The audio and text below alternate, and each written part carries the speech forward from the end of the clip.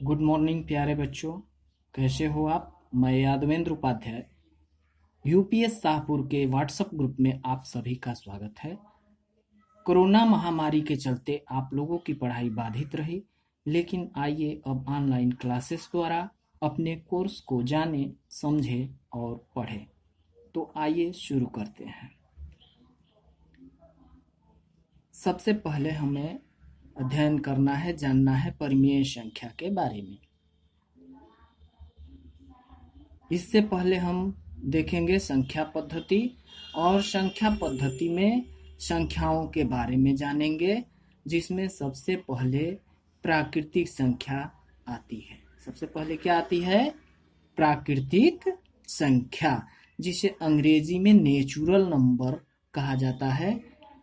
और इससे भी पहले हमारे लिए ये जानना आवश्यक है कि आखिर इन संख्याओं की आवश्यकता क्या हुई, क्यों हमें इसकी आवश्यकता पड़ी। तो मानव जीवन की मूलभूत आवश्यकताओं की पूर्ति लेन देन की प्रक्रिया पर ही आधारित होती है। मानव जीवन में लेन देन जो है एक महत्वपूर्ण प्रक्रिया होती है, यानी कि किसी से कुछ लेना या किसी को कुछ देना मानव जीवन की मूल आवश्यकता है। और लेने देने की प्रक्रिया में गणना की आवश्यकता थी। तो सर्वप्रथम मनुष्य ने गणना या गिनती के लिए, देखिए यहां गिनती, सर्वप्रथम मनुष्य ने गिनती के लिए, काउंटिंग के लिए, गिनती अंग्रेजी में क्या कहते हैं उसको? काउंटिंग। सर्वप्रथम मनुष्य ने काउंटिंग के लिए जिन अंकों का प्रयोग किया उन्हें क्या कहा गया? गिनती की संख्याएं। गिनती के लिए प्रयोग की जाने वाली संख्याओं को गिनती की संख्याएं यानी कि काउंटिंग नंबर्स या उसी को प्राकृतिक संख्याएं कहा जाता है। ठीक है, आप समझ गए कि शुरू में जिन संख्याओं का प्रयोग हमने गिनती के लिए किया उन्हीं को क्या कहा गया?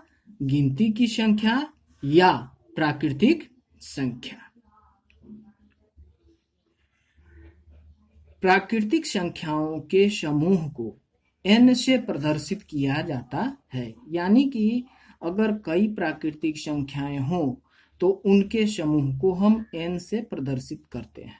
और ऐसा इसलिए क्योंकि नेचुरल शब्द की स्टार्टिंग जो है आपकी n से होती है, और इसी वजह से हम इसको n से प्रदर्शित करते हैं।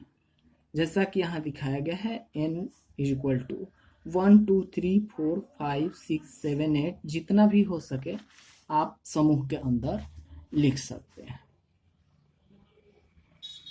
अब आता है कि प्राकृतिक संख्याओं की संख्या कितनी होती है। अब हमें ये जानना है कि आखिर ये प्राकृतिक संख्याएं होती कितनी हैं। तो हम यहाँ देखिए, प्राकृतिक संख्याओं की संख्या अनंत होती है। प्राकृतिक संख्याओं की संख्या कितनी होती है? अनंत होती है। यानी कि आप गिनते गिनते थक जाएंगे, लेकिन प्राकृतिक संख्याएं समाप्त नहीं होंगी और इनकी संख्या अनगिनत होती है। इनकी संख्या क्या होती है? अनगिनत होती है। अब सबसे छोटी प्राकृतिक संख्या क्या है? तो सबसे छोटी प्राकृतिक संख्या 1 है, क्योंकि हम गणना की शुरुआत 1 से ही करते हैं। जैसे यहाँ भी आप देख सकते हैं कि n की स्टार्टिंग कहाँ से हुई? 1 2 3 ऐसे करके। तो सबसे छोटी प्राकृतिक संख्या 1 है। और सबसे बड़ी प्राकृतिक संख्या क्या है? सबसे बड़ी प्राकृतिक संख्या के बारे में आप नहीं बता सकते हैं। ऐसा इसलिए कि हमने पहले ही देखा है कि प्राकृतिक संख्याओं की संख्या अनंत होती है। अनंत का मतलब समाप्त नहीं होगी। तो जो चीज समाप्त नहीं होगी, जो चीज नहीं आएगी, उसको हम कैसे बता सकते हैं?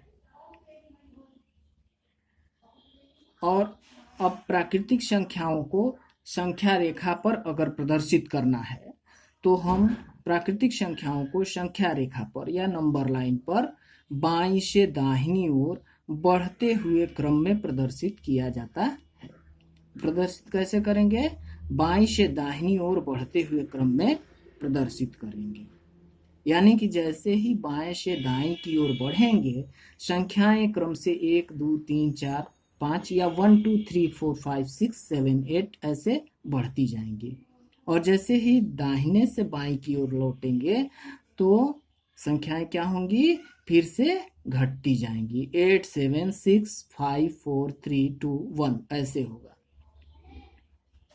आइए पुनः सोचे, समझे और बताएं।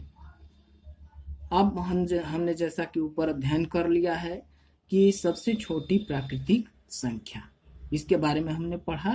तो आप बता सकते हैं कि सबसे छोटी प्राकृतिक संख्या क्या है? सबसे छोटी प्राकृतिक संख्या 1 है। सबसे छोटी प्राकृतिक संख्या क्या है?